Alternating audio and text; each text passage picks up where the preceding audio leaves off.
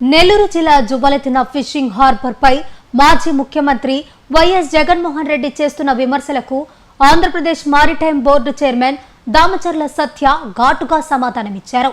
Nellore TDP కార్యాలయంలో జరిగిన విలేకరుల సమావేశంలో ఆయన మాట్లాడుతూ జువ్వలెత్తిన హార్బర్ కు 2014లోనే అన్ని అనుమతులు తీసుకువచ్చింది తెలుగుదేశం ప్రభుత్వం మరియు ఆనాటి ఉపరాష్ట్రపతి వెంకయ్య నాయుడని స్పష్టం చేశారు.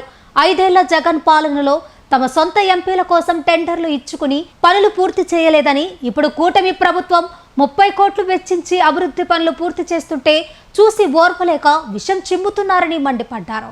ముఖ్యంగా నిన్న పులివెందుల శాసనసభ్యుడు మాజీ ముఖ్యమంత్రి జగన్మోహన్ రెడ్డి గారు ఈ యొక్క జువ్వలెత్తిన ఫిషింగ్ హార్బర్కి రావటం, అక్కడికి వచ్చి ఇతనేదో మత్స్యకారులను ఉద్ధరిస్తాడు అనుకుంటే అసలు మత్స్యకారులకి న్యాయం చేసింది అంటే తెలుగుదేశం పార్టీ.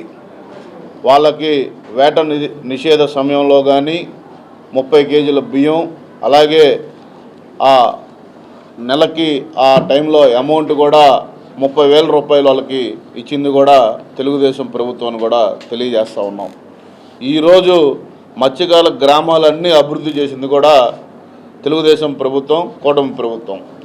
అలాంటి మత్స్యకారుల దగ్గరికి వెళ్ళి ఆయనకి ఏది దొరకలేక ఈరోజు ఈ ఆంధ్ర రాష్ట్రంలో పెట్టుబడులు కానీ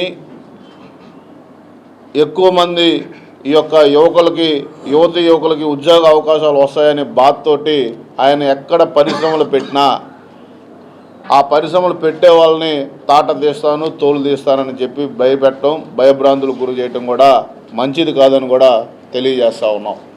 ఈరోజు ఈ జువ్వలెత్తిన ఫిషింగ్ హార్బర్లో మొట్టమొదటిగా దీనికి శాంక్షన్ అప్రూవల్ అన్నీ తీసుకొచ్చింది కూడా ఆనాడు ఉపరాష్ట్రపతి వెంకయ్య నాయుడు గారి సహకారంతో, అప్పుడు ఎన్డీఏ ప్రభుత్వం యొక్క సహకారంతో 2014 మార్చి 11వ తారీఖున అఫిషియల్గా ఈ జువ్వలెత్తిన ఫిషింగ్ హార్బర్కి ఈ యొక్క పర్మిషన్స్ అన్నీ పూర్తయి అఫిషియల్గా ఆ రోజు శాంక్షన్ చేయడం జరిగింది.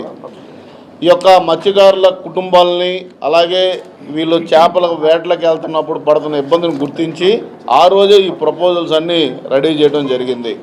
దాని తర్వాత జరిగిన ఎన్నికల్లో తెలుగుదేశం పార్టీ ఓడిపోయిన తర్వాత అధికారంలోకి వచ్చిన జగన్మోహన్ రెడ్డి కేవలం 5 సంవత్సరాల్లో వాళ్ళ కాంట్రాక్టర్ల కోసం టెండర్లు పిలిపించుకొని కేవలం వాళ్ళ ఎంపీకే ఈ టెండర్లు ఇచ్చి ఈ యొక్క 5 సంవత్సరాల్లో పూర్తి చేయకుండా మేము అధికారంలోకి వచ్చిన ఈ 2 సంవత్సరాల్లో మిగిలిపోయిన 30 కోట్ల రూపాయలు అభివృద్ధి కార్యక్రమాలు ఆ జువ్వలెత్తిన ఫిషింగ్ హార్బర్లో పూర్తి చేయడం జరిగింది.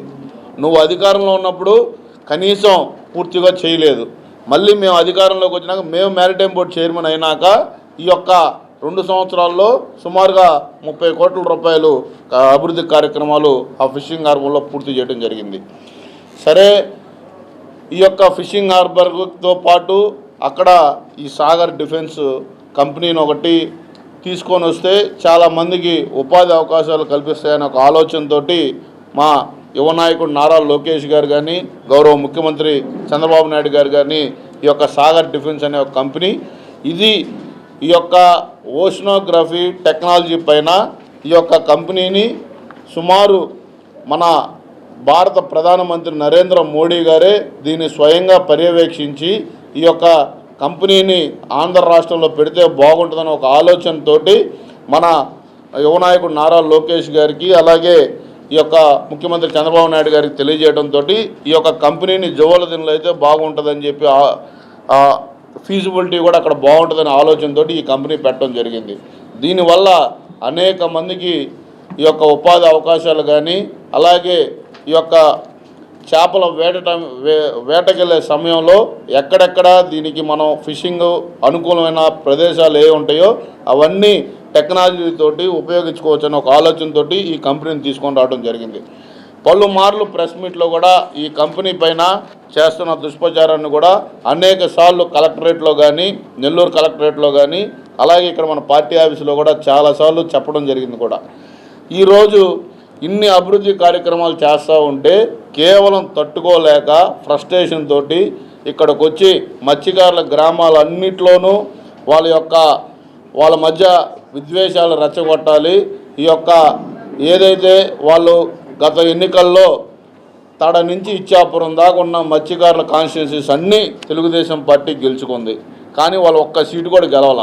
కేవలం వాళ్ళు ఓట్లేదనేది ఒక అపోహతోటి వాళ్ళ మీద విషం చెమ్మటం కూడా కరెక్ట్ కాదని కూడా తెలియజేస్తా ఉన్నాం. ఈ టెక్నో ఒలింపియాడ్, సివోస్ పార్క్, మెడిస్ పార్క్ వంటి ఆధునిక అకాడమిక్ ప్రోగ్రామ్స్ ద్వారా విద్యార్థుల్లో లాజికల్ థింకింగ్, సైన్స్ అవగాహన మరియు విశ్లేషణాత్మక నైపుణ్యాలను అభివృద్ధి చేస్తూ సిబిఎస్ఈ అండ్ స్టేట్ బోర్డు కరికులంలలో అత్యుత్తమ ఫలితాల సాధనకు దృఢమైన పునాది వేస్తోంది నారాయణ. అనుభవజ్ఞులైన అధ్యాపకుల సమగ్ర మార్గదర్శకత్వంలో ప్రతి విద్యార్థిలో logical thinking and analytical skills కి పదును పెట్టి జాతీయ స్థాయి విజేతలుగా తీర్చిదిద్దుతూ వారి ప్రతిభను శిఖరాగ్రాలకు చేరుస్తోంది నారాయణ. అత్యాధునిక డిజిటల్ క్లాస్ రూమ్స్, అత్యుత్తమ ఫిజిక్స్ అండ్ కెమిస్ట్రీ ల్యాబ్స్ తో కూడిన సాంకేతికతతో కూడిన విద్యా వాతావరణం, విశాలమైన ప్లేగ్రౌండ్, పరిశుభ్రమైన డైనింగ్ హాల్లో రుచికరమైన పోషకాహారం, సౌకర్యవంతమైన హాస్టల్ సదుపాయాలు కల్పిస్తోంది నారాయణ. 2026-27 విద్యా సంవత్సరానికి అడ్మిషన్లు ప్రారంభం.